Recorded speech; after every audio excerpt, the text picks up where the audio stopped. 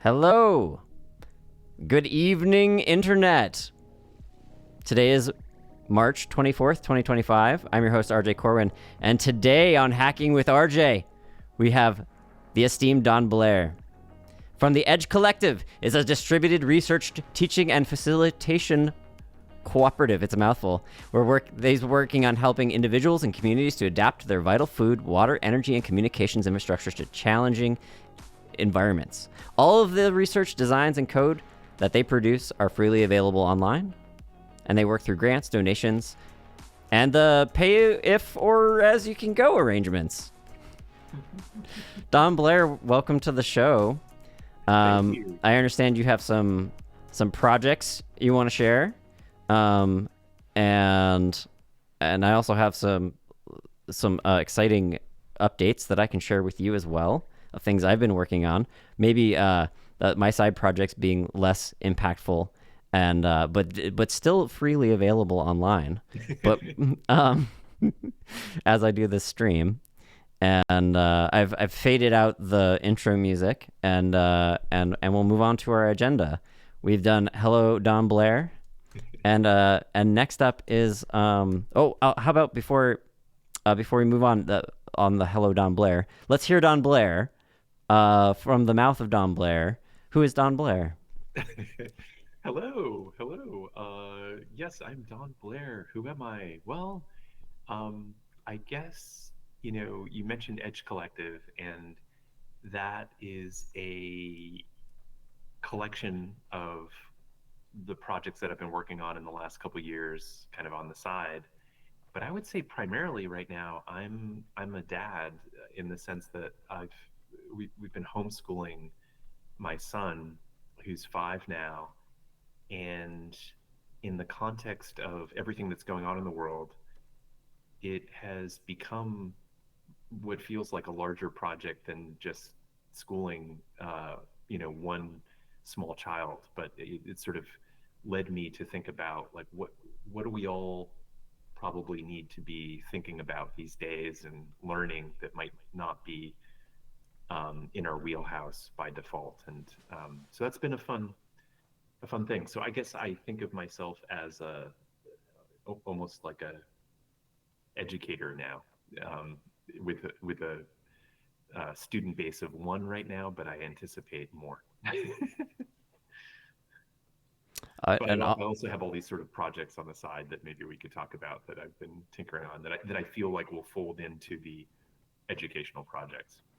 Don, you've always been an educator, and I've been one of your pupils. So I think your school is much larger than one. Well, no, I think that's a good point, and I have thought recently when trying to imagine what an ideal educational environment would be. I do think about what it's been like to work with you on projects, and learning from you and sharing stuff like that. That's just that kind of like peer learning. It feels like such a lovely process. Yeah. We've had a lot of projects together, both formal and informal, and I guess that this is a good segue to our next segment, which is just sharing a memory of each other. And I've got a lot of Don and I, we go back. Don, what year did we meet? Probably 2012. I would say 12. Yeah. So it's been 13 years. And I remember when I first met you, but I'm going to jump ahead a little bit. It was in a field when I first met you. I'm going to jump ahead to another field, that and a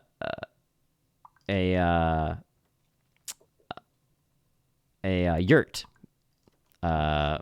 which you may remember, that we spent many nights in on a farm called Tuckaway Farm, and we were working on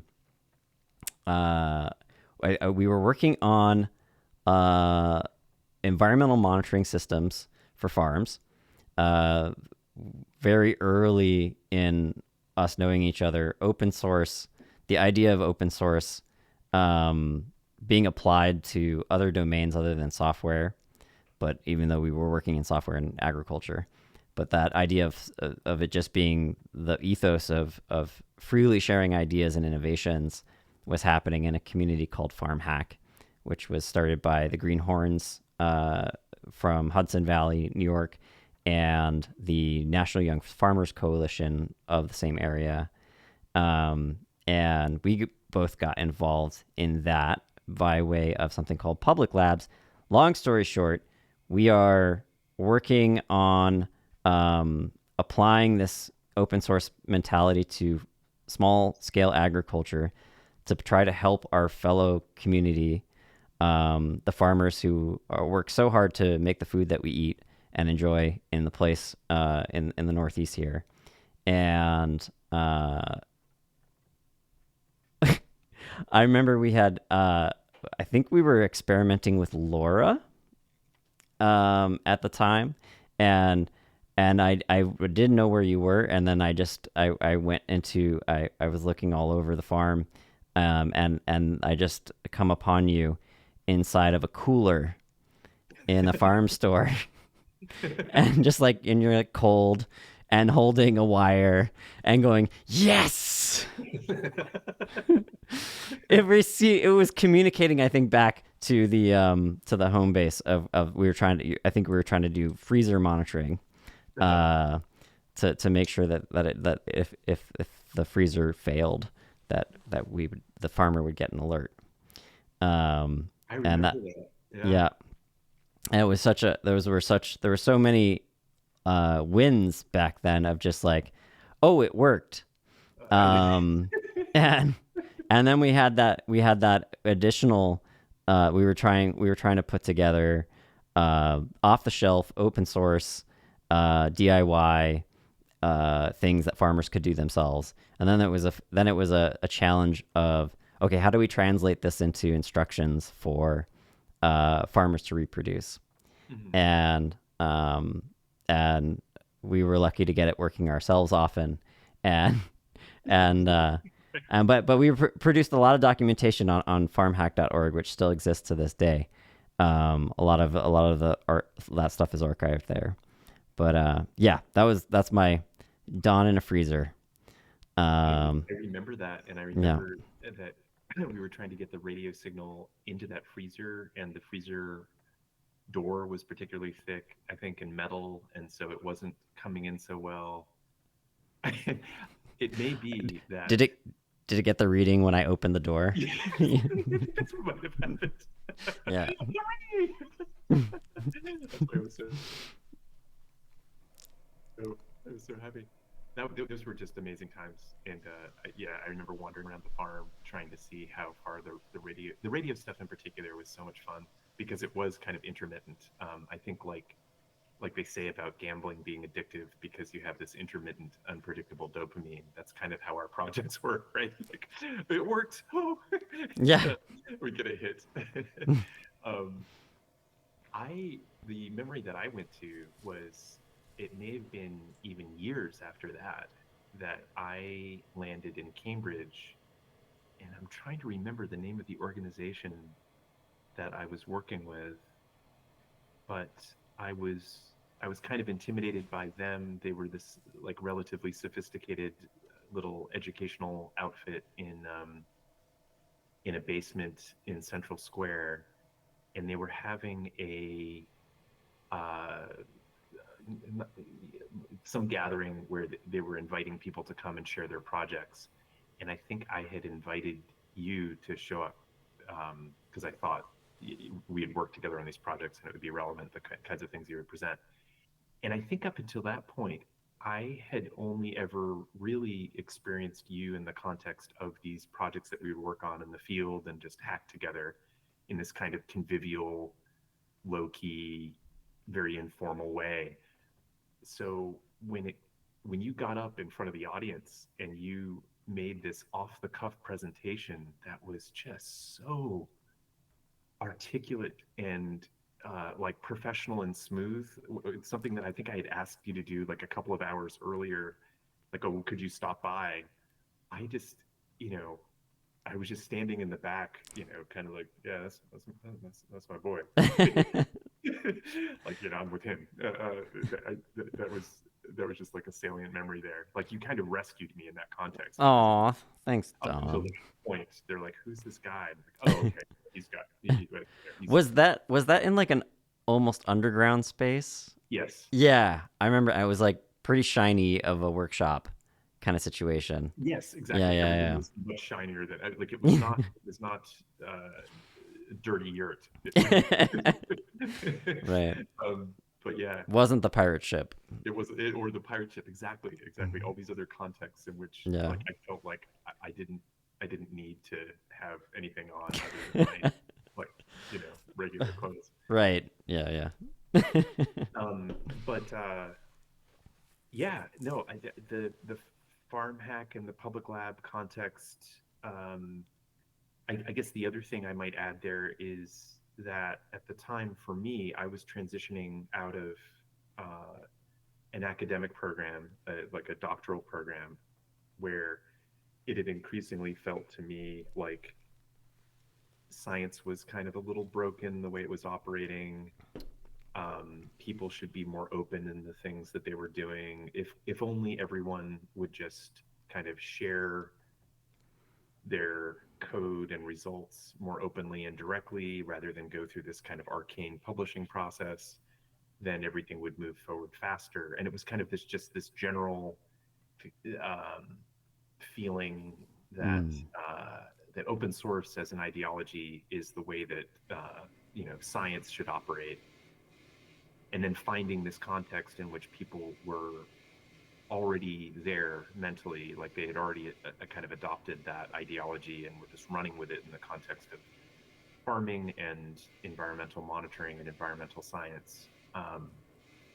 And now, in retrospect, you know, that had felt like a critique of academia. Like if Yeah. only academia had adopted these things, then maybe it would have been nicer to stay there because that was kind of where I was comfortable. And quick shout out to the publiclab.org crew, which I think was the reason we got connected. Yes, Which exactly, was, yeah, I think it was directly speaking to that sort of counter culture, that's just alternative way of doing science, exactly, of sharing more openly. exactly. Um, Yeah, yeah. they had that critique, and they were also very articulate with that critique. In the present day, it feels like it's not so much that academia as it stands as this institution just needs to adopt this small change, and then it might be what it was always meant to be. It feels like the whole thing's kind of crumbling. It feels Whether like it's open source or academia but or, well, even more broadly perhaps, but I was just thinking in terms of like academic institutions where my head has gone. oh, I see what you're saying. It's not a small fix It's anymore. not a small Yeah. fix. Okay. It's like we actually need to be thinking about how are we going to. I mean, anyway, maybe that's a larger topic that we want to deal in this discussion. But I, where my mind has gone in the last couple of years is not like how can I be this kind of gadfly or work in parallel with academia in such so that I can operate in the way that I want to in research, but also leverage the prestige and momentum that the big ship of academia has. But rather, like, it's time to think about building alternative institutions that are kind of more decentralized, less top heavy, um, because I think, I mean, there are all of these analyses to point to how bureaucratized, if that's a word, the like academia has become in like sort of neoliberalized. Anyway, I'm even more excited than I was before about some of the projects that we were thinking about. It's just that they've expanded in scope. It feels like it's a grander project. Do you see any ways in which that, the movement 10, 15 years ago to do citizen science, we were calling it, and open source things more. Do you see Do you see ways in which that did impact academia? That it changed anything? Even if given your what your critique of the current state, but was there a change and maybe it didn't have the effect that you thought it would, or um, It's a great question, and I feel like it might be a situation where it did have it was sort of unevenly distributed. That there are some fields where they now share research immediately online in an archive without going through the typical publishing apparatus. The review of the academic work is done uh, collaboratively and in the open and very quickly. So, like high energy physics operates that way. I think like many fields of mathematics. Yeah, exactly. The archive. There are other fields where you post to the archive to kind of plant your flag on a topic, but you also then, um, or maybe sometimes prior, try to publish in the most prestigious, uh, you know, journals out there because that's the coin of the realm in terms of securing tenure and maintaining your academic reputation. What I'm not sure how things have evolved in the last couple of years, but my impression was that uh, it wasn't changing that rapidly in most of academia, because there was some sort of structural lock-in where uh, if I don't know what the proper term for this, it's not quite prisoner's dilemma, but if you have so many of these institutions that you as an academic might want to be employed by because you're you're up for tenure, you're not sure if you're going to get tenure, and if you don't get tenure, you might need to go to one of these other institutions. If many of them, or really even a few of these elite institutions, only accept a CV that has a history of publications in these prestigious journals, mm-hmm. then throughout your career you're thinking, I've got to publish in those things, because if I go onto the job market, I need to have that in my CV. I can't, as much as I might believe in open source, or I don't I think that these publications are ripping us all off and kind of not the way we want to do things in the future. I have to kind of play it safe. And Do that was what I heard from a bunch of academics, because initially I didn't understand that, and so I went around. I mean, it's the modern way to do things. Why would you wait 3 years for your publication to come out because of some arcane process? You just get it out there online. And that's what they would say, like, well, because tenure committees, and it all depends on what they think, and a lot of them are dinosaurs, and so it was just very slow to change. does publishing on archive, or just more openly in general, preclude you from being able to submit to the No, journals? I think in some, I think it depends. In some cases, I think for the most prestigious journals, they want you to publish in their journal first, and they have a sort of embargo until it comes out in their journal. Like then you can do it elsewhere. But I honestly don't even recall Mm-hmm. the sequencing of that, but um, So it might depend. it might depend. Yeah. Yeah, yeah, yeah. That yeah. But yeah, I guess it was just it's an example. I feel like when there's one way of approaching research, or really, I guess any profession, where you're just trying to figure out, like, okay, what's the thing that this profession demands of me, and I'm just going to put my head down and do the thing. But I feel like you and I are both kind of the sort where we're also thinking about the kind of broader implications a bit, and I feel like in academia, I got into this open source thing thinking like this was something that would be useful in general in academia to adopt. And and in the end, I felt like the institutions were just structurally incapable of incorporating that in a in a broad way, and um, that just the whole publications and tenure system would not incorporate that. And then I think when I left academia and then I went into other domains, I would also find some. I was thinking about this the other day recently. I would also find that you'd have like people working on projects that were, say, funded by a coalition of corporations that, like, ostensibly were interested. I mean, I'm thinking of the Media Lab, that ostensibly were interested in innovative work that was, groundbreaking and also edgy and so on, and then would make particular decisions around funding that felt kind of conservative and not edgy, Mm. and so then you would have people who were being funded in that context kind of protesting a bit and saying, like, come on, you said you would be edgy and you're not, and you really ought to. And the coalition of corporations saying, oh, you're right, we should be more edgy.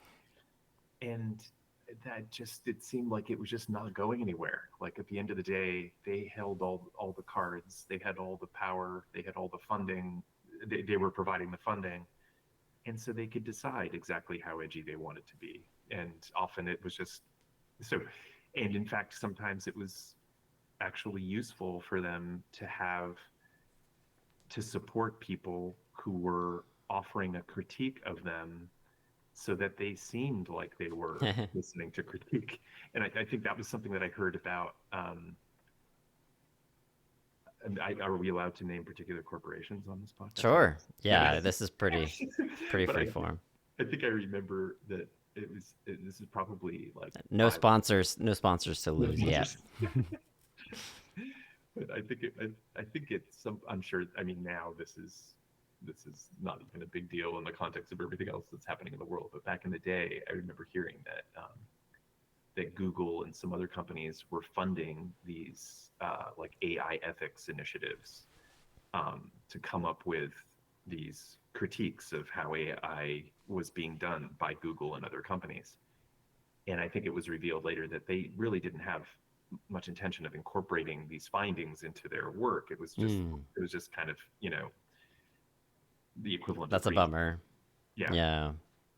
Anyway, all that is to say that I feel like when we first met, my orientation was wanting to join the big institutions and finding the critique, like, what is my niche, what's my angle on the big institutions, Yeah. how am I going to try to steer the ship. And now I think my orientation is more, we just got to build our own stuff as much as we can outside, because you get mired in the, they're not gonna change that much. And Yeah. I, yeah, I mean, I think something that, as you're describing that arc, I think it sounds like the thing that has stayed consistent with you is wanting to be able to drive the research and make decisions, like where you want to see it go, and not be a top down approach, but a bottom up. And I think that's I that is like a big thing about open source, is it's not top down. It can be in some situations, but often is not top down being set priorities, right? It's the freedom to fork and do what you want. And it's obviously a little trickier when it comes to like funding and feeding yourself, totally. because that doesn't always pay the bills. But as far as a process, and yeah, it it yields innovation, and it yields positive results for society. I feel like that's what I was really amped about, was this idea that, like, there's all these people with good ideas, and if we create a culture of sharing those ideas and those innovations, that it will, it'll take on a life of its own in agriculture. And and the whole and everyone will be better for it. And um, and that a lot of the folks that were sharing we're finding farmers that were sharing like Rob Rock, who was finding ways to like sort of monetize some of the things that he shared was like doing the actual builds of those scary bikes that would he would attach propane tanks to and burn weeds with. And which was like it was like good, yeah, good for him, like and making a living out of it. So there's, but that was like no one, you know, no one told. He didn't have to wait for anyone to tell him that he could do that. He Um, didn't he didn't need permission, and no, he was totally like motivated by his own interests, his own problem set. I guess that was the other thing that right, oh, I mean, I don't know your arc into technology. I don't know if it was similar. Maybe if I recall, it was to my arc into science. But I mean, initially it was like as a kid reading science fiction books, being excited about black holes and that kind of thing. So when I ended up in physics, that was kind of where I started out. But but there's also this sense that like uh, what do I know about science? So I need some experts to tell me like what is useful to do, what's interesting to do. And by the time you get towards the end, you're working on projects that I think for a lot of people are not things that they're necessarily curious about or passionate about, except insofar as they've been working on them for years. And so you end up being kind of, you know, interested just because this has been your daily life. But often these are problems that you've received from an advisor who has chosen these problems through some combination of, you know, their own interests, but then also what is industry funding. So there are entire fields of physics where the reason that they're hot topics in research is because, you know, putting pills through a chute in a big factory or grains into a silo, you end up having those things gum up. And it, for every couple of, you know, seconds that they're gummed up, that's like so many dollars wasted that these big corporations will fund fundamental research into jamming, like the jamming of particles in a chute. And when I got into physics, everybody's talking about jamming and they're doing all these sophisticated analyses of what are the force chains in this pile of grains, make the pile of grains out of translucent beads that have a, you know, sort of polarization such that you can analyze the force distribute. And you come into that as a like naive young person, you're like, I don't know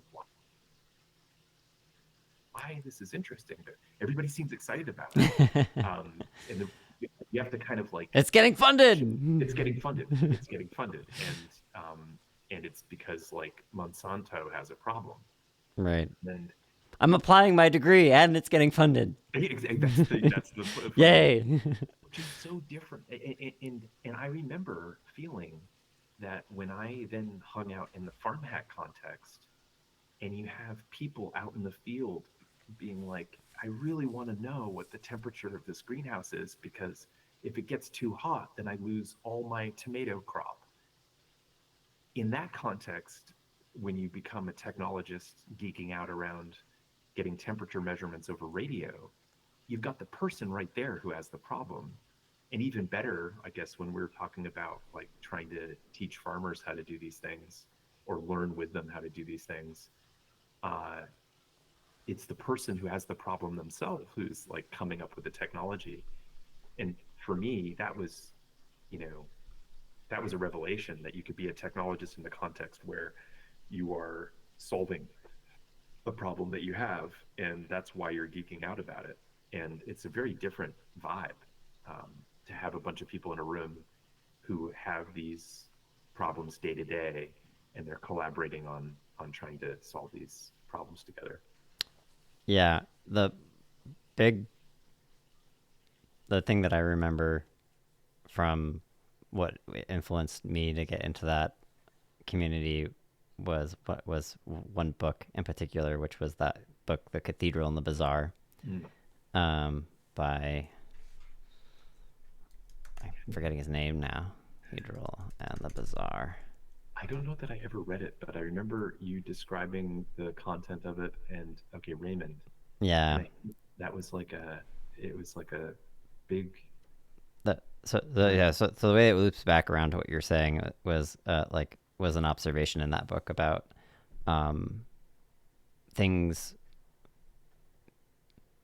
If you can find situations and empower people to solve problems where they are, like you'll they can yield good solutions. So the example in the book, one of the examples that they give is um, an email client, I think, and this was before graphical user interfaces that they were talking. That somebody built like an email client, and uh, and open sourced it and just made it freely available, and like it just became like the standard and really well made, and lots of folks contributed, and it was sort of like one of the early examples of I'm not doing it justice, but I think it was one of the early examples that folks pointed to of like, hey, this is a different way of building software, yeah, and uh, the people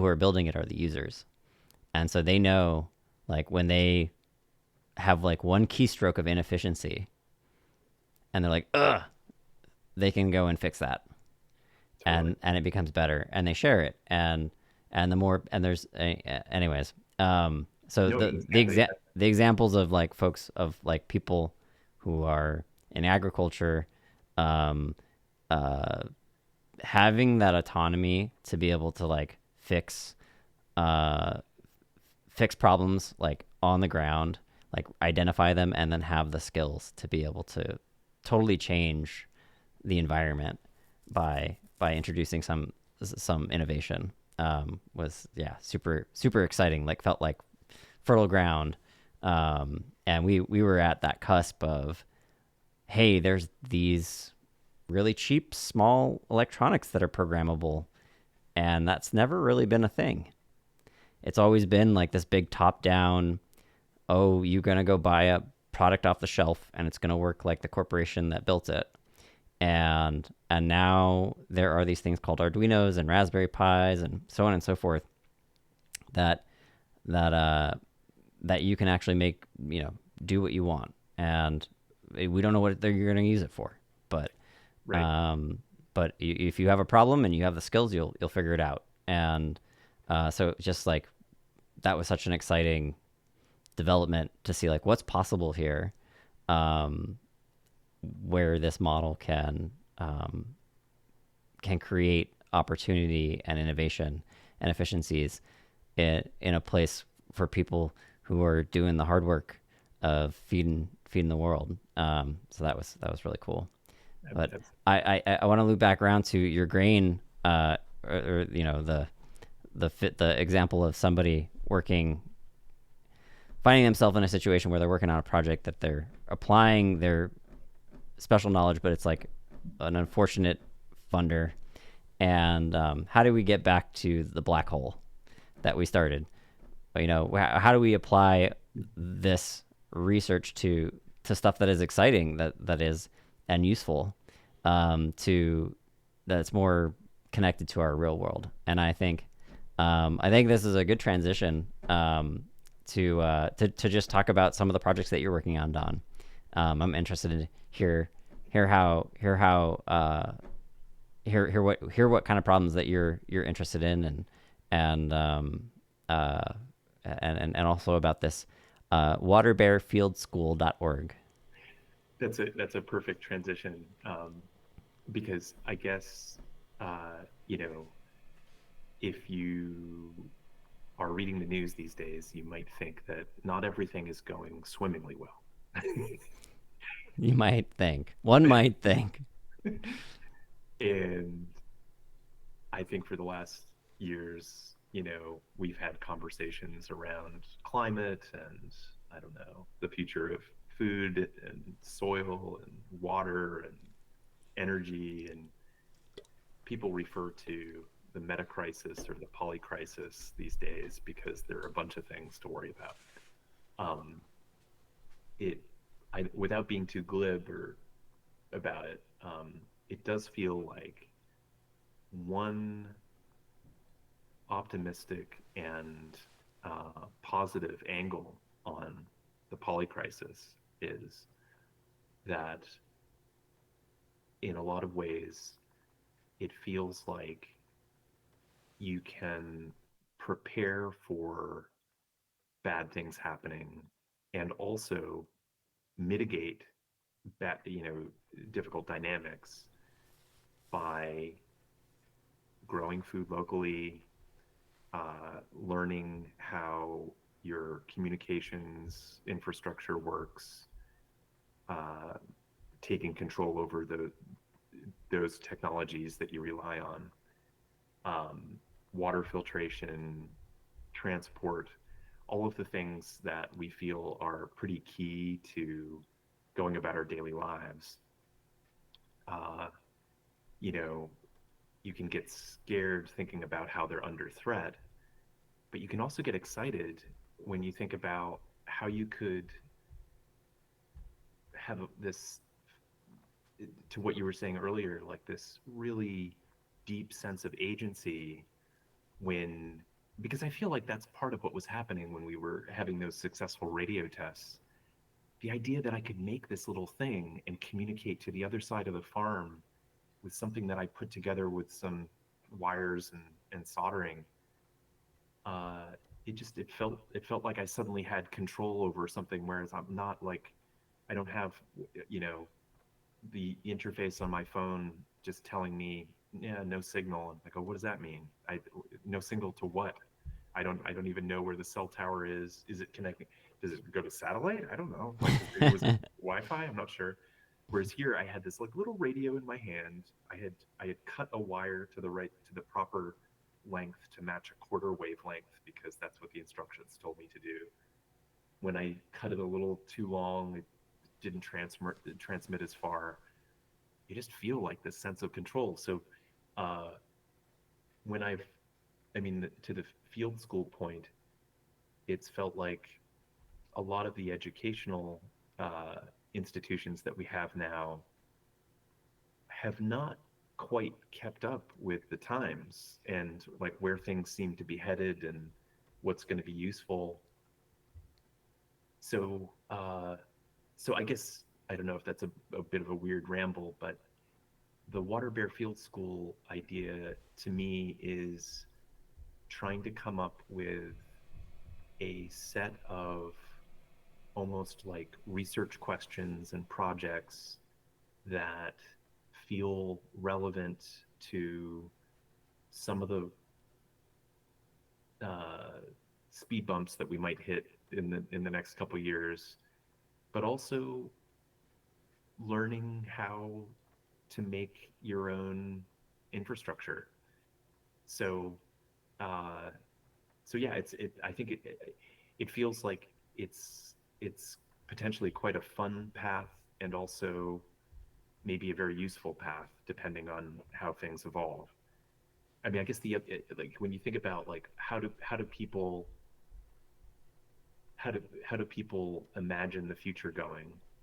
I feel like one big thread out there is AI and robotics is going to just produce massive abundance for us, and we won't really have to do all that much. You just wait for Optimus to come out, and with, you know, Grok as its brain, it'll be able to do anything that any human can do. And since Tesla's going to give each one of us our own Optimus, we'll have enough labor out there to just produce exactly the world that we need. But then you think in that world, what do I do?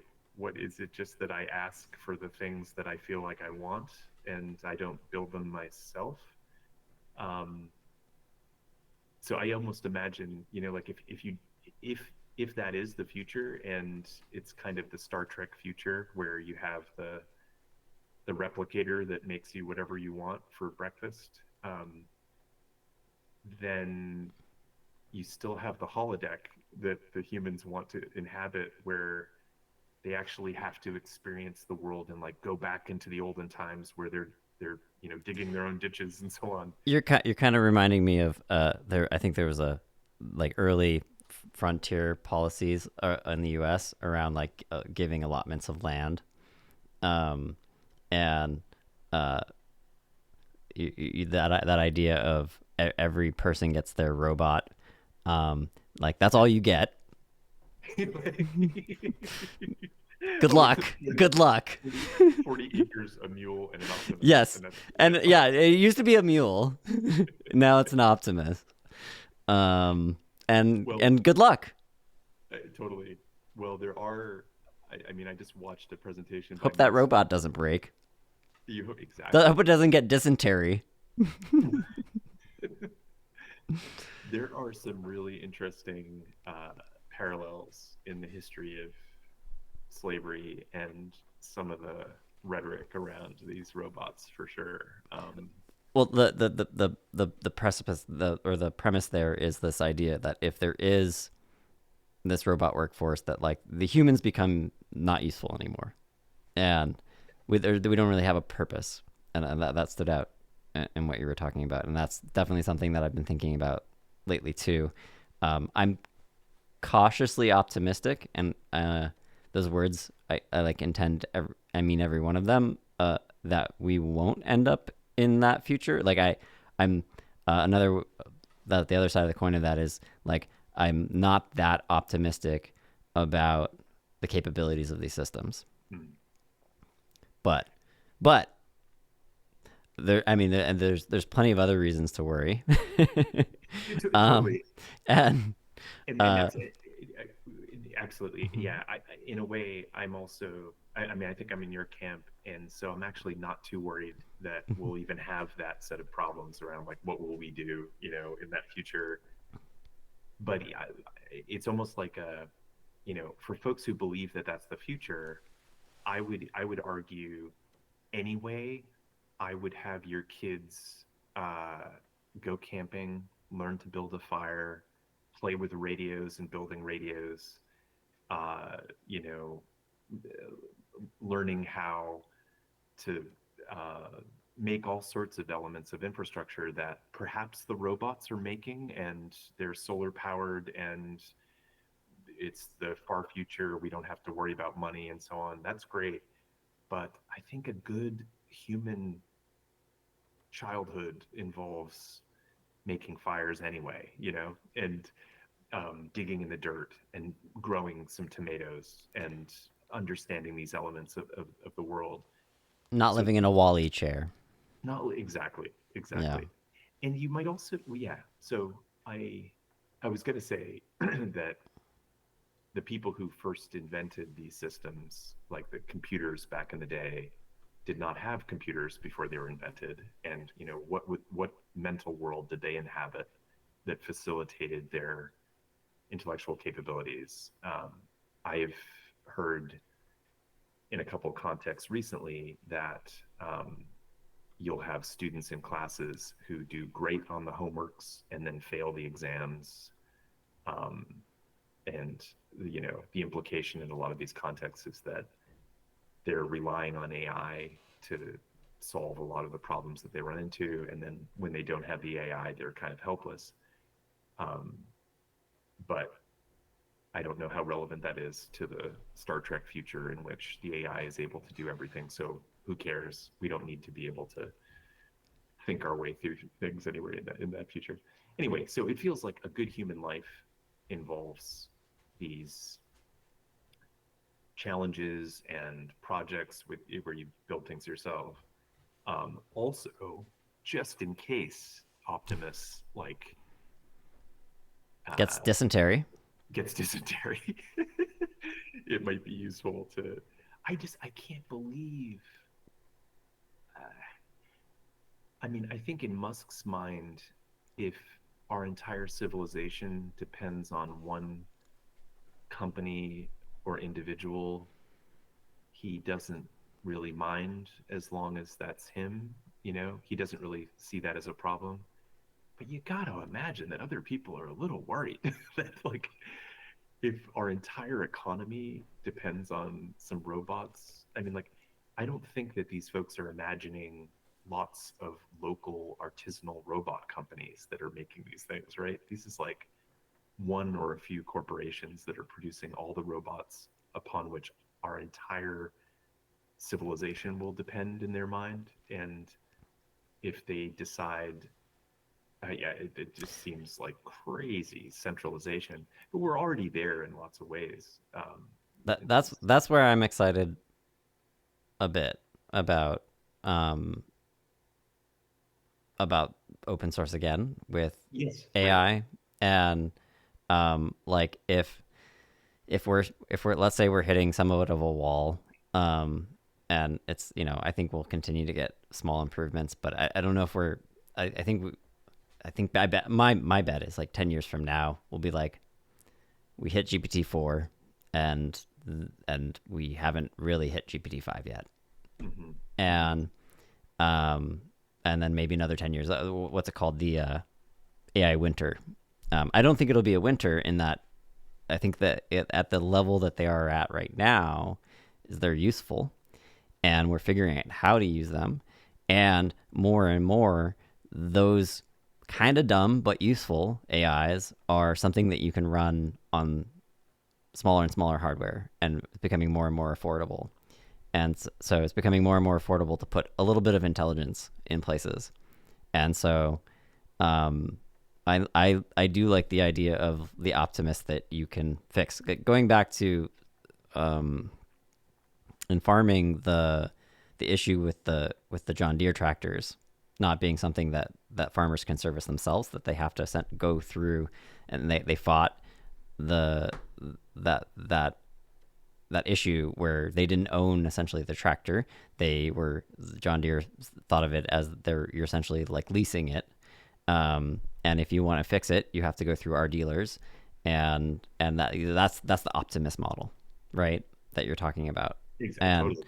Totally. um, and so how do we create alternatives that are I don't care if they're not as shiny and not as useful, but are still getting the job done and don't require that centralization, and maybe even do the and given going back to that whole idea that like if it's the person that has the problem building it, then the chances are that's going to be a pretty damn good solution.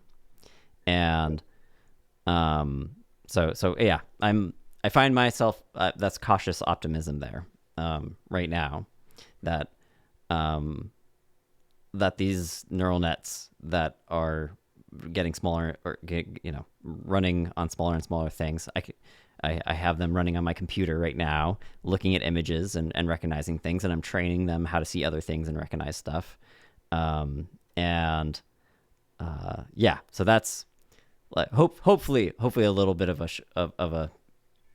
a beacon so we're not headed towards a complete centralized. Um, I really like that analogy too with the John Deere, where my understanding is that in farming, there are farmers who would explicitly be looking for tractors built in the 1980s before they had much in the way of any kind of computerized systems because they wanted the simpler system that they could repair themselves and understand. And maybe there's some kind of vague analogy there with these open source models where um, it might be less capable, but if you can run it yourself and you can interrogate it, all the weights of it and so on, you're able to manipulate it, and you might ultimately prefer a less capable but fully under your control model that you use locally. It also reminds me that there was a time in the Europe where one of the projects I think we were working on was voice recognition of commands to do things in a decentralized way. And I remember attending a conference, a space conference, where IBM Watson had, they were showing, it was like Watson M for Mars, I think, with the idea that you don't want your astronauts distracted by all these dials and readouts.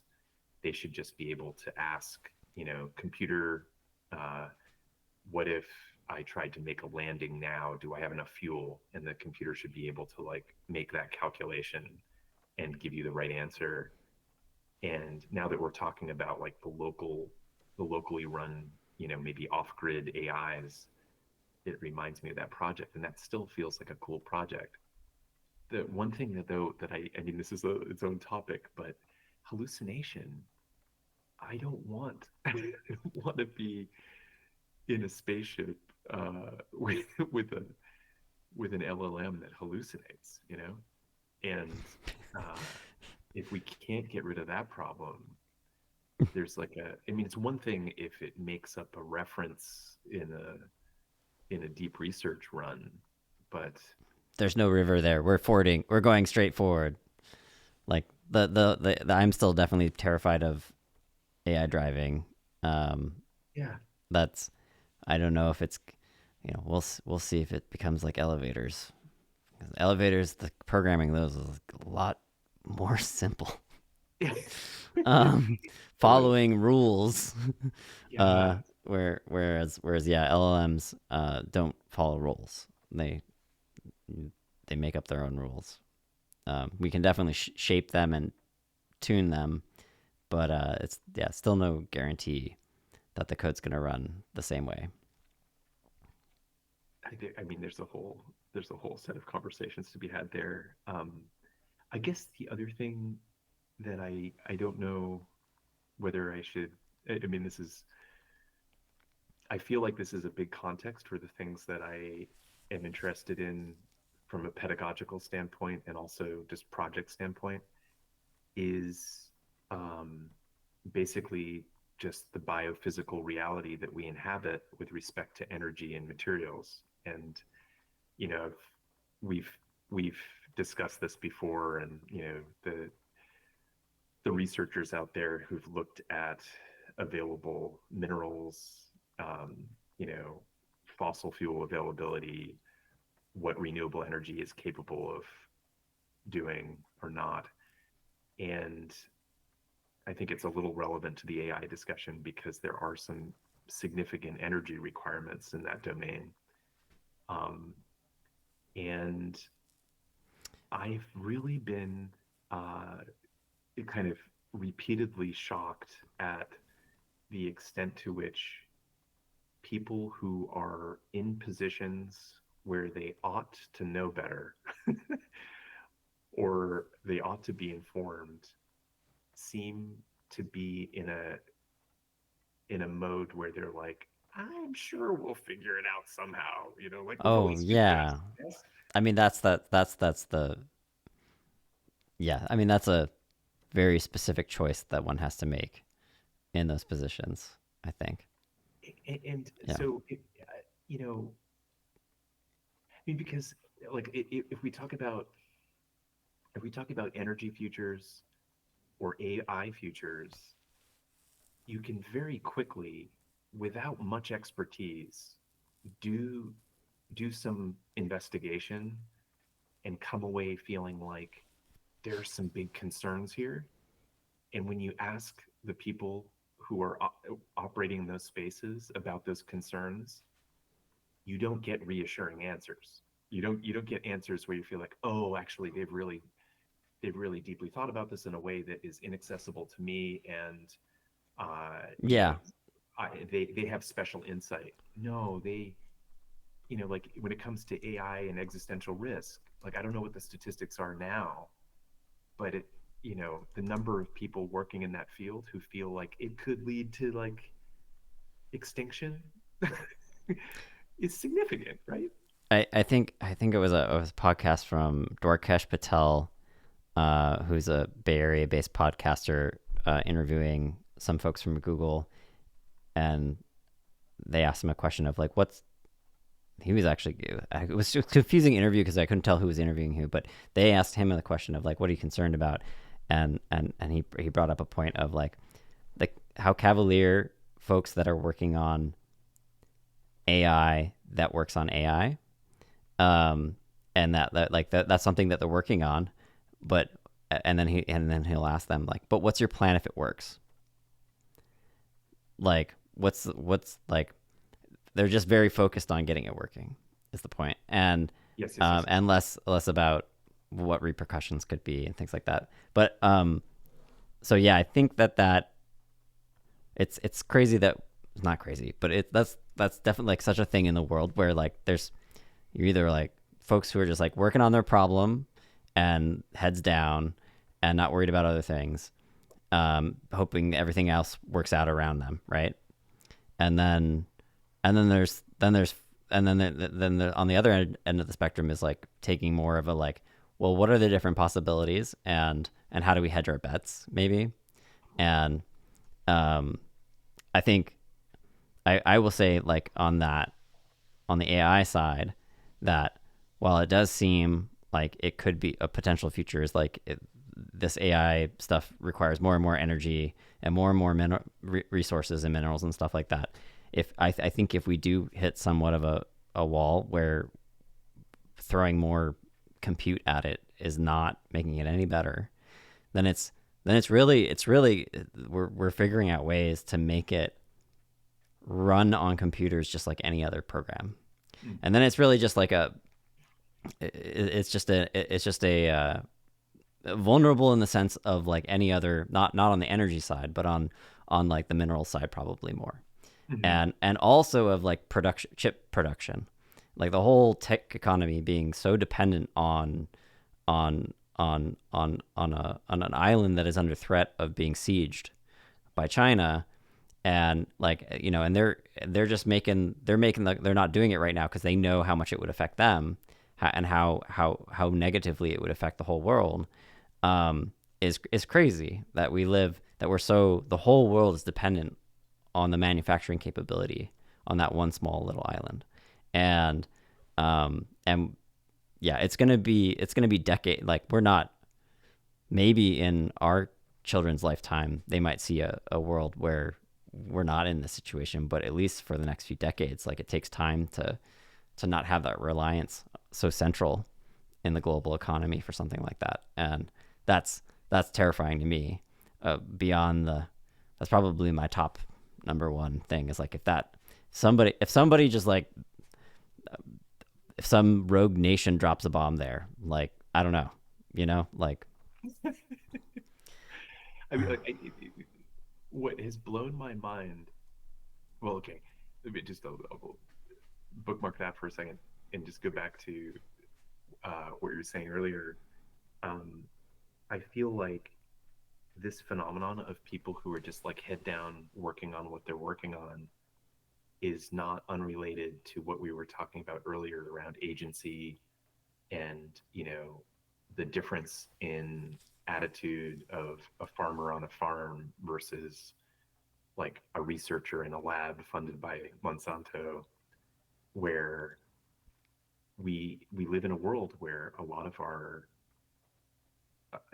just most people, the way that at the end of the day they are surviving is by working for someone whose goals are not their own, whose projects are not their own, and you're just enculturated from a very early age to see that as your future. I mean, and the difference, we would go back that 40 acres and a mule, because I've thought about this a lot recently.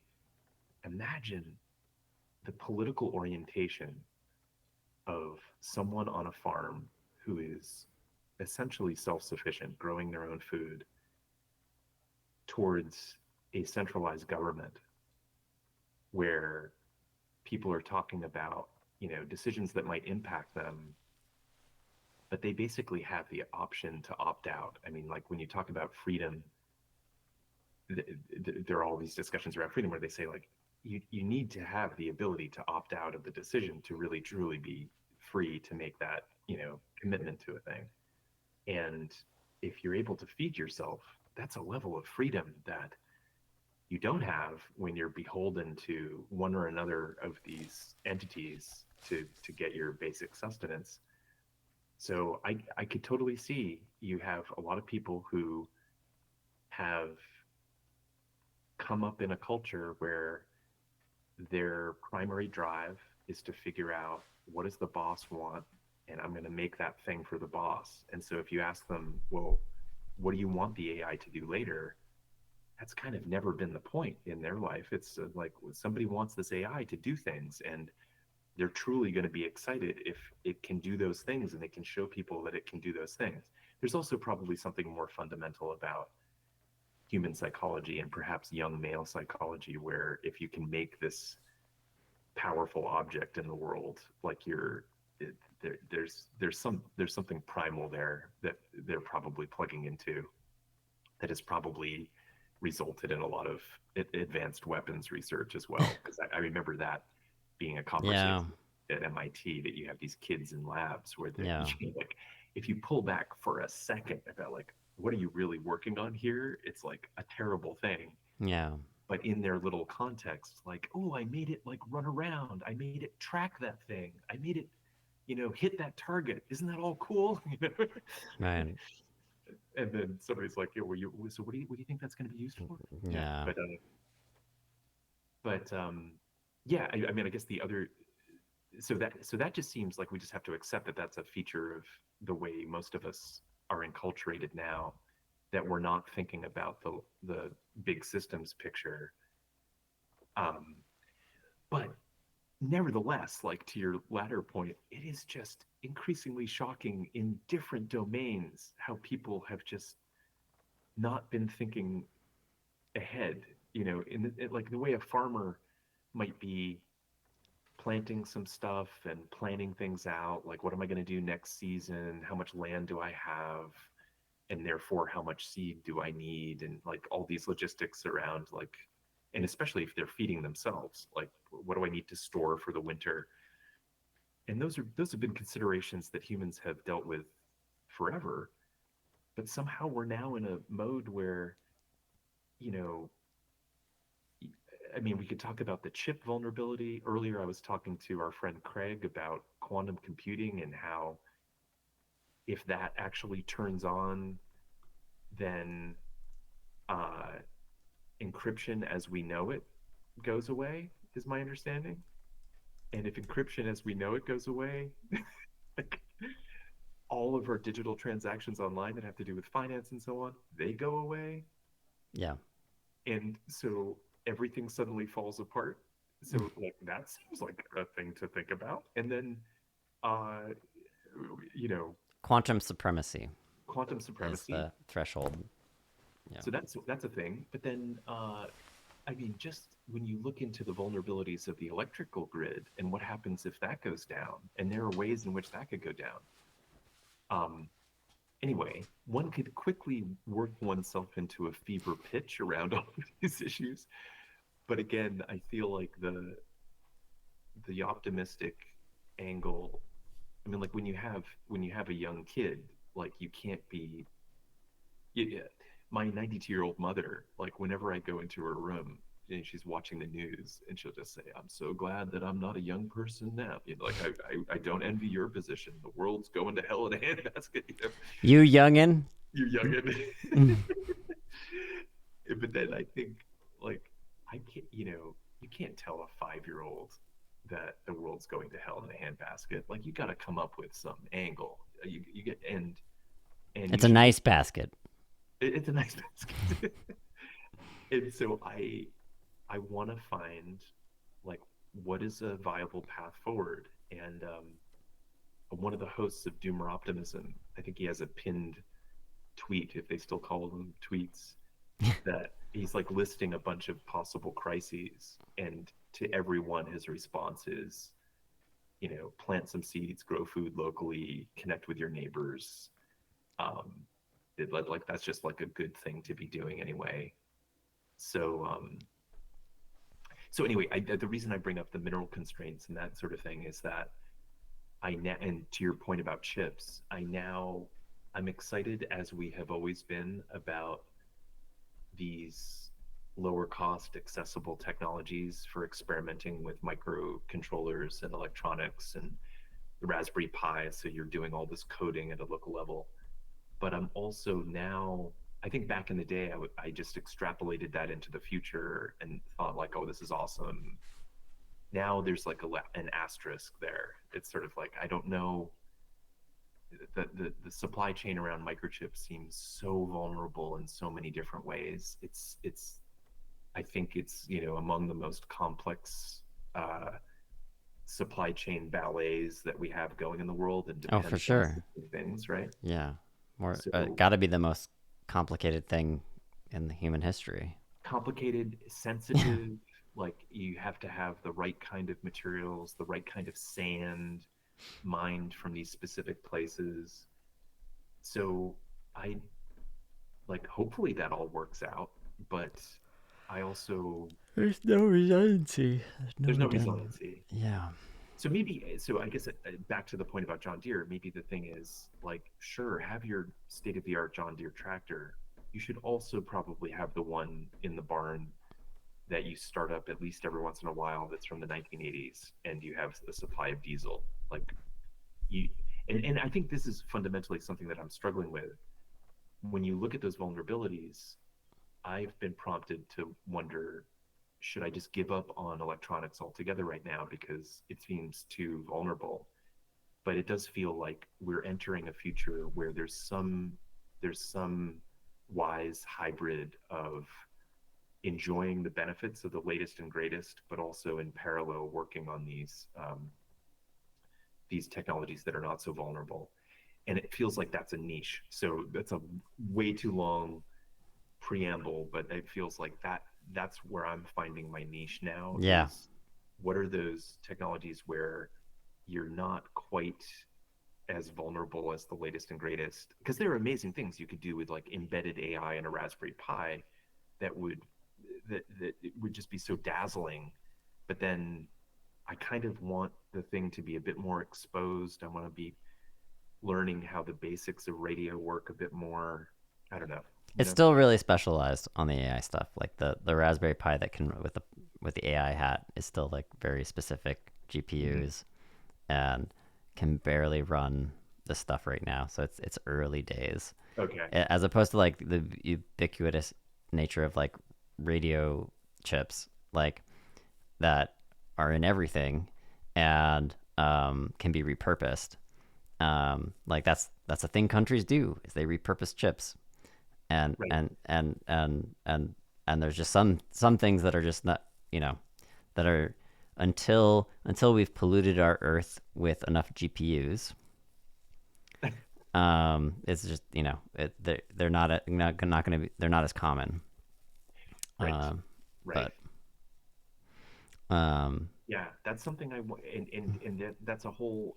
I would love to kind of um, have a ramble someday around what feels like the most resilient approach there, because I have wondered recently whether, like, if you find an inexpensive system that works kind of like on its own, like these radio systems that I'm playing with right now, they don't require Wi-Fi. If they don't really need a firmware update unless you want to add new features. So if you, I mean, one discussion that came up recently, so this might be an interesting, so this, I've been talking to folks at Sterling College, this group EcoGather that I might have mentioned to you before, but they, in Vermont, they have been interested in these radio systems for communicating. So this project mesh. So we talked about open sources and ethos. So one of the projects that I've been engaging with recently is Meshtastic. Meshtastic.org is where you can find out all about them. And which sounds like a great set, like 80s punk band. Mesh-tastic. and it uses LoRa. And you were the one, like way back, way back, where like I don't know what I was doing, like with some random Arduino thing, and you had heard in some context about LoRa, and you're like, "Hey Don, I think you might be interested in LoRa," and that has like dominated my life ever since. Like Oh wow. Yeah. that technology, but basically, these folks, I came across them. Like if you were to dig into Edge Collective, you'd find like probably 6 years ago an experiment that I did with some of their stuff when they first started out. this is an example of an open source project where, like you were saying, like it's like one or a couple geeks that got together and they were like, hey, wouldn't it be cool if when we're hiking and there's no cell service, we could still use our phones to communicate? How would we do that?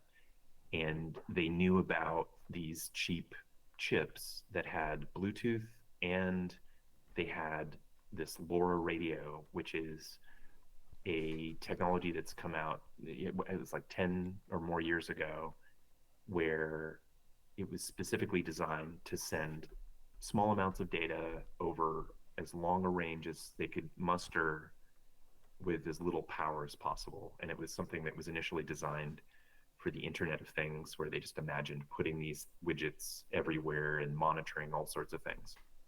And it became a very easy to use, cheap um, radio that you can buy for like $10 and add to any project. And whoever, I forget the name of the fellow who started this, but very sophisticated embedded systems person, he developed this approach where uh, there might be like if you search for like mesh-tastic devices like in a new tab, like if just like a Google search, um, he there were just these cheap widgets out there that could do Bluetooth and LoRa, and he programmed them to talk to a phone so that you have a an app that you download on your phone that's it's like a little texting app like Signal or something, but it connects over Bluetooth to this radio widget, and that radio widget can then talk to another radio widget that is connected to somebody else's phone. Gotcha. Yeah, yeah. And so if there's no cell signal, you can still communicate. And then beyond that, the mesh part is that they mesh. So um, even if you and your friend are out of range of one another, if there's somebody in between who has this system, it will hop. Furthermore, you can create your own private encrypted channels, and that channel data will hop via the intermediary without them being able to open it. Right. So it's something that was like early days, maybe 10 years ago, That's, and that's impressive to do encryption over that. they Yeah. this whole thing has evolved in the last year. Like the people that I talk to, they just feel like it's gone exponential, where now, so you can buy one of these widgets on Amazon for like there are a range of pieces of hardware now that support it. Um, and so you can buy one of these widgets on Amazon for like $35. And I I did, and then I drove around Boston with one of them. And yeah, mesh tactical devices. And if you go to like Amazon, oh yeah, Rockland, let's see, yeah. So they make them in slick little cases. They even have used a BlackBerry keyboard to make an independent device that doesn't require a phone. That one that looks like, you see that solar thing to the right of that, is that, or I don't know if, yeah, to the right of that exactly. That's the kind of thing that you would hold, and just have with you in addition to your phone. And it is I it's am a really, radio tower. exactly. But I think if you scroll up, there was another one that was like a smaller, yeah, like they have different form factors. But so they're like $35, and there are Cool. enough geeks now with these that when I should have prepared better and have some Yeah, yeah, visuals. yeah. But when I go around Boston and I open the app, they have a map that shows you other nodes that are active because they're Yeah, kind of pinging, and yeah. you can see a bunch of them around.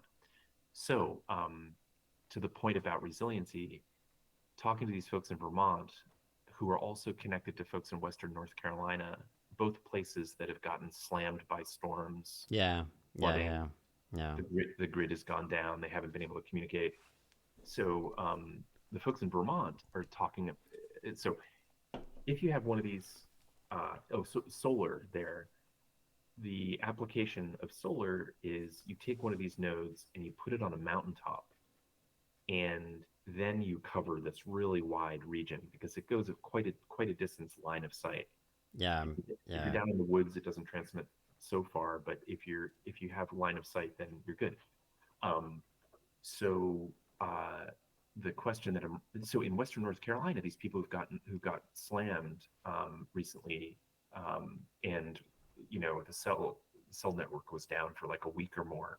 They Yeah. had no idea what was going on. A lot of those people got excited about Meshtastic, and now they've put them up on mountaintops and they're using the system to communicate. They've really geeked out about it. Talking to folks in Vermont, there are people who are interested in doing something similar. And one of the conversations is how many would we need to cover most of Vermont? And it's not an infinite number. And somebody did a back of the envelope, and it might be like $1 million worth of hardware. Um, but uh, that's not a lot of money when it comes to the like infrastructure that people deploy around like cellular or other things. Like that's like a pretty That's like one cell site probably. yeah, right, exactly. Exactly. Um, but Exactly. that's just the hardware. But you know, It- maintenance and deploying and all that costs money. But but yeah, you can imagine like a smaller scale project where you just say like in Montpelier, what if we identified the and I have a map. The reason I was looking at Montpelier in particular, there's a like perfect what if spot right above the state house. Remember? right yeah Yeah, that above the tower. state house. So um, and we've talked about this sort of thing before in some of the projects that we've worked on because like I remember one of the things I was excited about was like emergency backup communications back in the day. One of the issues that emerges in this sort of thing is even for people who've been slammed by a storm before, but especially people who haven't, you could say like, the cellular network is vulnerable to going down. Maybe we should have a backup system for communication. And people can be like, yeah, okay, cool. They might even buy one of these widgets, but are they going to carry it around with them for very long? Like most people are like, okay, oh, cool, that was neat that we were able to communicate, but they Ends won't, up in a drawer. yeah, they'll leave it in a drawer. Yeah. So one of the I thoughts have a drawer over. I'm looking at my drawer over there. There's some things in it. full of I have boxes of boxes. Yeah, drawers. So one idea that's been out there for a while is like for these sorts of things, can you come up with another parallel use case?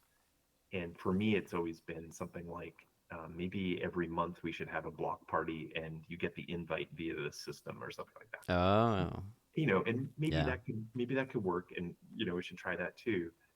But an interesting thing came up where um, it turns out that the people who developed the system, very sophisticated community, like really big open source community now, and people are jamming on all sorts of things. So of course somebody was like, "Can I attach a temperature sensor to this thing and get data from a temperature sensor?" It was bound to happen. Bound to happen. So that has been developed. The other thing that they've developed is the ability to just send serial data, UART data to the Meshtastic device in such a way that whatever channel you've created, it'll just go out over the channel, and any data that comes in over that channel will go out to the UART, which means that you can take another microcontroller and talk to the Meshtastic network just that Yeah. way. Yeah, yeah, totally. Um, because I've been working on this project in New Mexico around water level sensing for these water tanks that they have on this ranch, it so happened that I have, a solid ultrasonic sensor that spits out well, you read it with a microcontroller, and it happens to speak serial, but you can get the data from that, and it's quite reliable. So I mentioned that to these folks in Vermont around flooding. Like, would it be cool to have a flood warning sensor in Montpelier, say, like off a bridge looking at the river, that's sending the data out over Meshtastic? That way, if you end up setting up the proper infrastructure to be getting your flood warning data, um, you also happen to have set up the infrastructure for uh, decentralized texting, and emergency backup texting.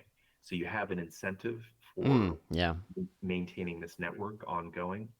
Um, and you could also tell people, well, if you take that widget out of your drawer and you turn it on, we know that this network is available because we've been checking that every day, or like we have that data coming in online. So that's what I've been working on, is trying to Cool. connect a water level sensor to a Meshtastic node. And just in the last couple days, I got something together. And right now, I can post a picture, but I'm designing a circuit board to integrate these things. And I've got this. Right now, I'm checking the energy usage of this thing. What would be the best way to send you a link? Uh, over the chat here. Yeah. Let me see here. And if you want to share a screen, you can share a screen. Oh yeah, maybe that would be a way to Yeah. do it. Anyway, I'm totally rambling, but is this like a useful Oh, line this of? is great. We're getting into your project now. Okay, very good. So if you click on that, I don't know. Oh yeah, okay. So this is showing the battery voltage over time, in the last day or so.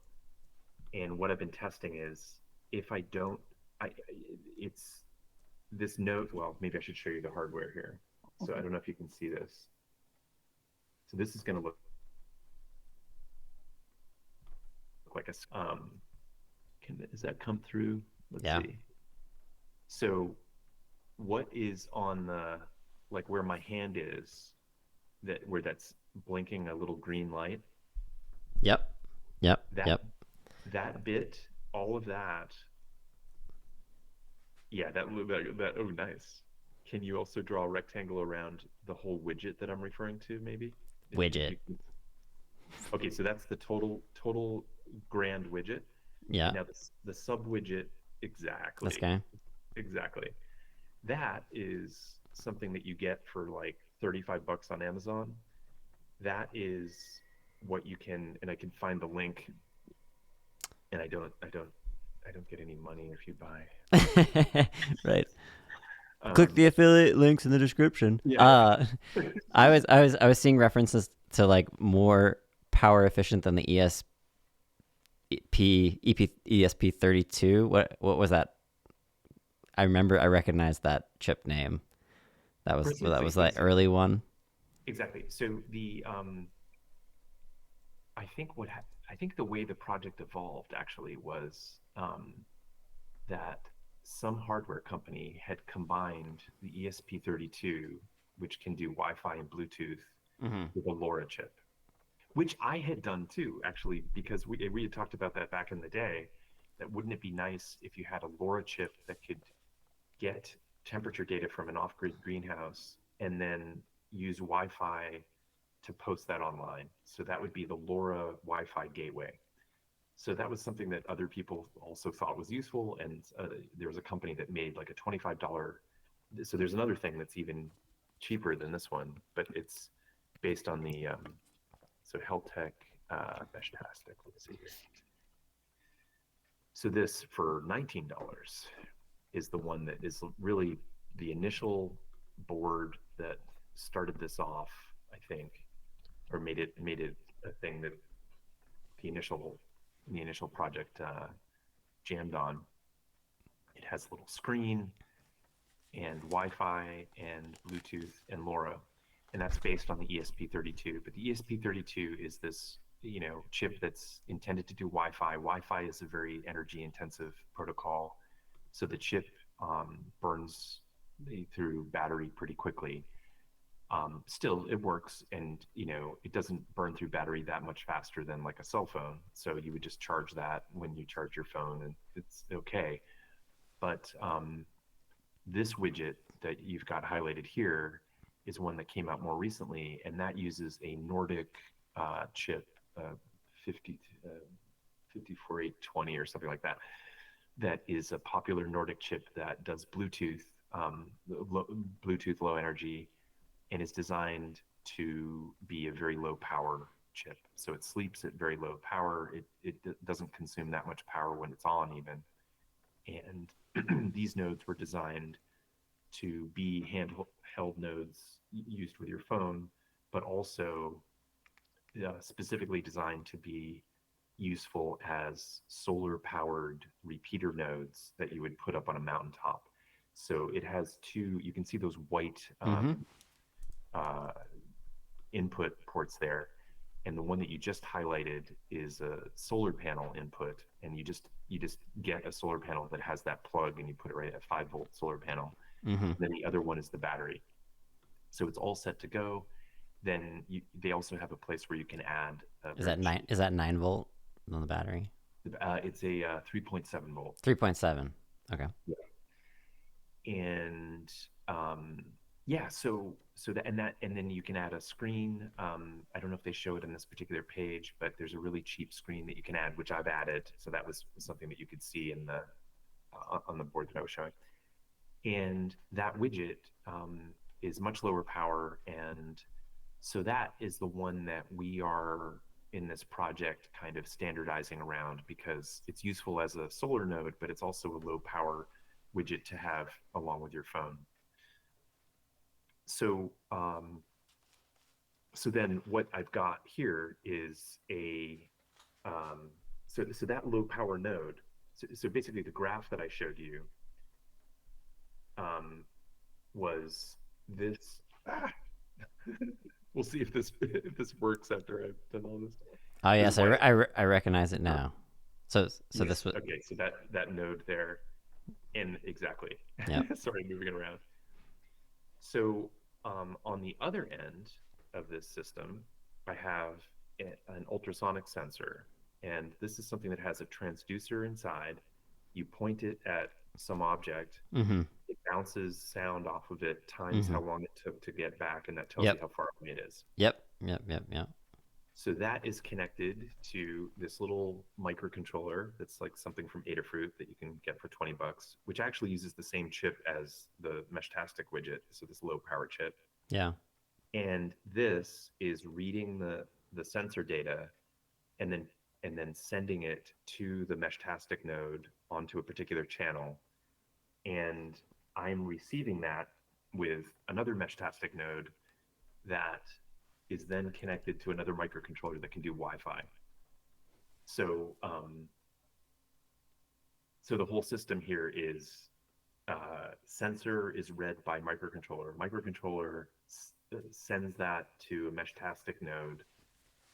That goes out to the mesh, and I happen to have another Meshtastic node that receives that, and then that Meshtastic node is spitting out whatever comes through that channel on a particular UART line, which I'm capturing with a Wi-Fi microcontroller that's also cheap, which is then taking that data and posting it on to that database that I showed you. So it's just doing an HTTP post. Yep.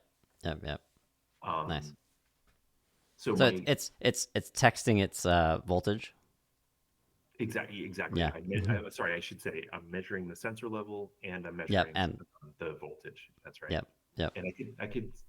So what is what's nice about this, I think, is that they've really made a very solid system by now. It's so popular, and there's so many people looking at this data, looking at these systems, and Mm-hmm. smashing bugs and so on. That I can just treat the Meshtastic node as this like solid modem, and if I put something in, it comes out to the mesh, and that's been quite reliable. So so unlike earlier projects where I was designing also the radio stuff, like the radio software, and I would have various bugs in there that I didn't Yeah. understand. Yeah. Um, I feel like this is more reliable, but also I think Nice. what's nice. Sorry, go ahead. Yeah. Yeah. And so that was there was before LoRa. There was like other radio tech that you were using and using libraries to be able to send signals and essentially build the mesh, or do if you needed to do mesh, you would have to program the mesh yourself. Exactly. and And even and before there were mesh libraries and they worked fairly well, but I, would goof one or another thing up. And so this handles that solidly. But then I think the other element is it's also that entire component of the system is itself useful independently. So even if my sensor ends up not, like, maybe people are not as interested in flood warning systems as I thought, I still feel like I would be doing them a favor by introducing them to Meshtastic because it's kind of a cool thing in its own. So I guess that's something that I'm excited about here. we were doing at Tuckaway Farm uh, at one point. Doran Cox and Doogie and I and you were probably there when we were setting this up. Uh, these directional Wi-Fi repeaters, Yes. and and it always I always got paranoid when I would stand in front of one of them. But it Yeah. and they anyways it was like a lot of work to get those working. And we were also we would be like, oh wow, now in the yurt we can watch YouTube, but like we were really just setting it up so we could send like small amounts of data, Right. um, Exactly. and You don't use it. for environmental monitoring. Yeah. So that was so this seems like lower maintenance than that, maybe easier to set up and configure, and uh, hopefully more reliable, um, and does the meshing part. And yeah, that's great. That's awesome. And also independently allows you to text one another because I thought like that. I feel like that was something we talked about back in the day that like, oh, wouldn't it be cool if we could also send messages So there's a in this way? protocol for sending messages. Yeah. Yeah. So like to me, so well, I guess this is a question, what occurred to me first was this water level thing because I just happened to be working on something like that and it felt like these communities are worried about flooding that I was talking to.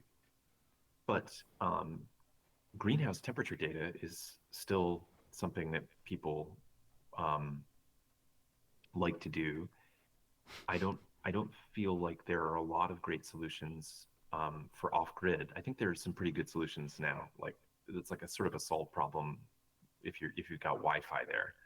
Off grid, I think there are also solutions, but it made me wonder whether like the number of farms that don't have great cellular service, like if with the same infrastructure, you could get temperature data and have a texting network, and it's kind of already a solution out of the box.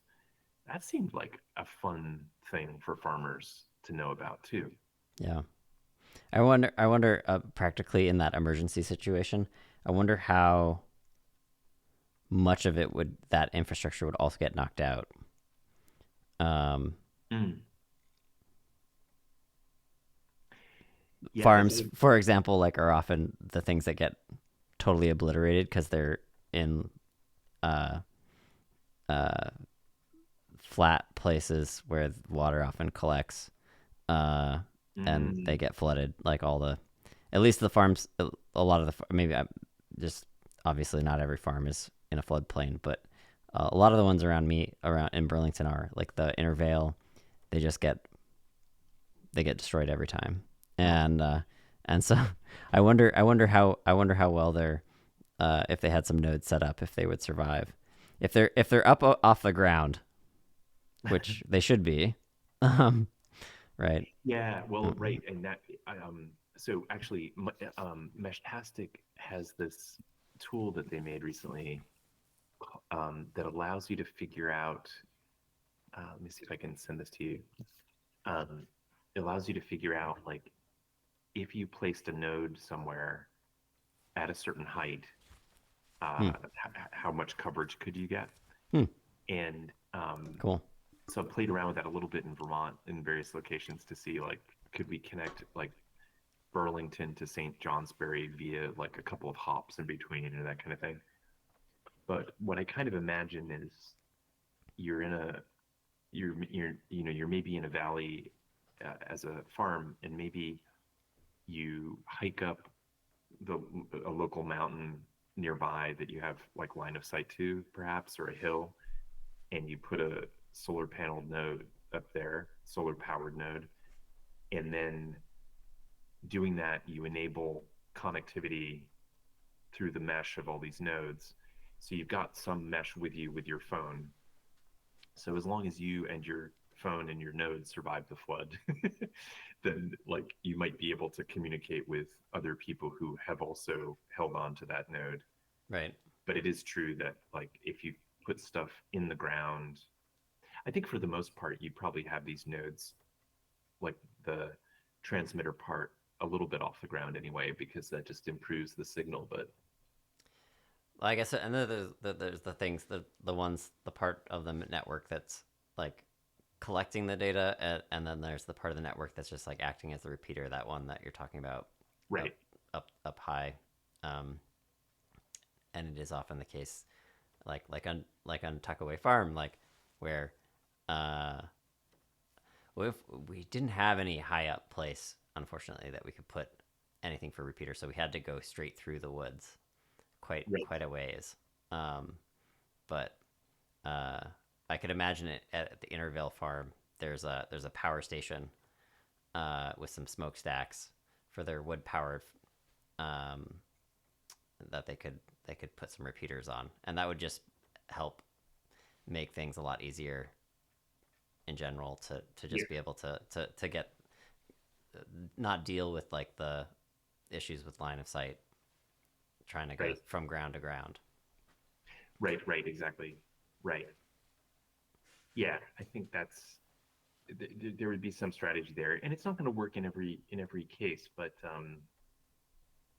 I like, to what we were saying earlier, just the idea that we could place a node somewhere in Burlington or Montpelier, and then you also get your own node, and a friend gets a node. And maybe you do a workshop around like how these things work.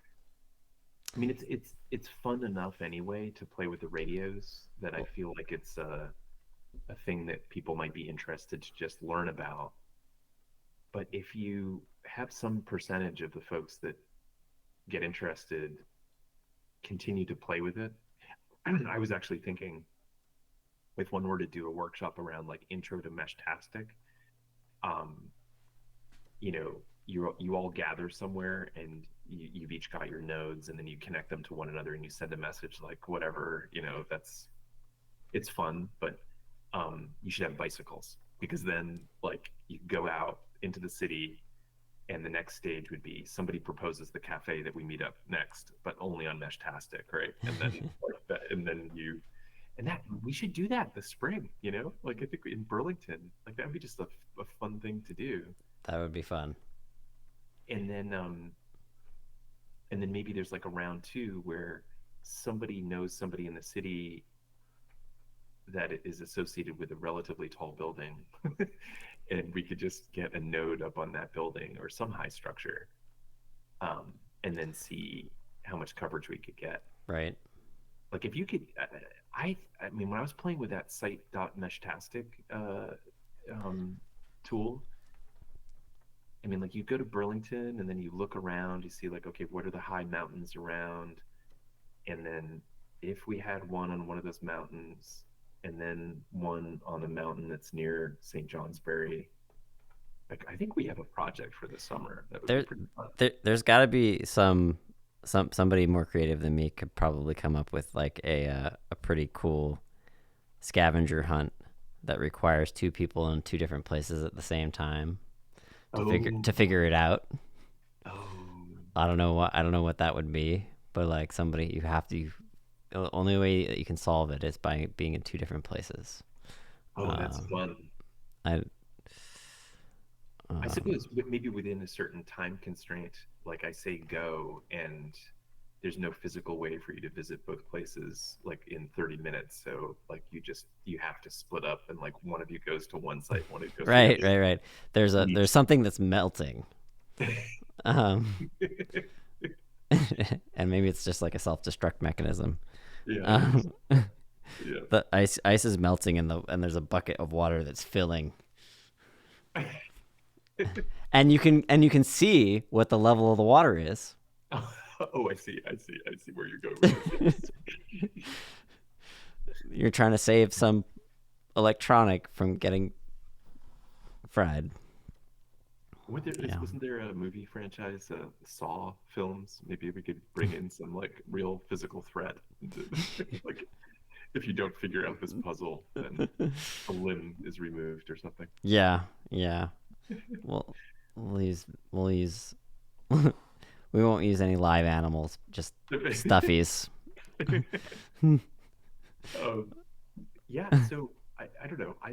For me, this I think we should play with this summer. That sounds fun. Yeah, I want to get one of these devices and be a node. Yeah. Um, well, we blew past our 1 hour mark, and this has been super educational for me, catching up on uh, where things have gone from the days when I saw you in the freezer.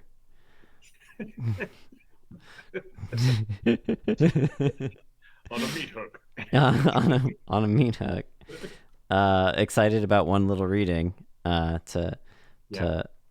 to to planning a complete coverage of Vermont of Laura. Yeah, actually, that goes to, I mean, like what we're talking about with academia, right? It's like now it doesn't. I'm not like, oh, here's this little niche like off-grid greenhouse thing. Now I'm like, oh, actually, we need to figure out how like an entire state is going to communicate when the grid goes down. Yeah, Yeah, I mean, that's that. Yeah, so uh, and you've got your school going, uh, your school of one with with your kiddo. I'm yep. so happy for you, and I think we could talk about doing a part two. We could perhaps pick a project. I think this was the one that you had on deck. Did we cover the project that we were hoping to cover today, This is the or one that's this is exactly the been on one? mine. Yes, Yeah. and there's some others that I would love to chat about. But in general, with the Water Bear Field School, I feel like the next step is I want to reach out to people like you who are just awesome, nice people who also know a ton of stuff about stuff, and um, inveigle you into becoming lecturers at the school. Ooh. I I I do like giving lectures. Just just give me like 1 hour heads up. Like, okay, let's do it.